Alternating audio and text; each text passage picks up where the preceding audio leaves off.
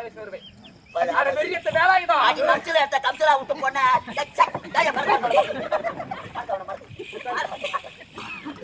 அடி ஏய் பயமா தள்ளுடா பேசிடா நானு நேத்து கண்டி ஆறதல பாபாலே ஏய் அப்பறமா உன்னால கூட பண்ணல நல்ல இருந்தாலும் இங்க பாருங்க. சட்டை என்ன வாங்குனே நல்லது அடி பாருங்க நீ சீக்கிரம் அப்புறம் மணி பார்த்து வாயா ஏய் என்ன பேச்சறத பாத்து கிட்ட தப்பா மோதி பேசுற நீ அடாயா டவுன் பஸ் நிக்குது பாரு அடாயா அண்ணி சொல்லுங்க நீ ஒயர் மேன்.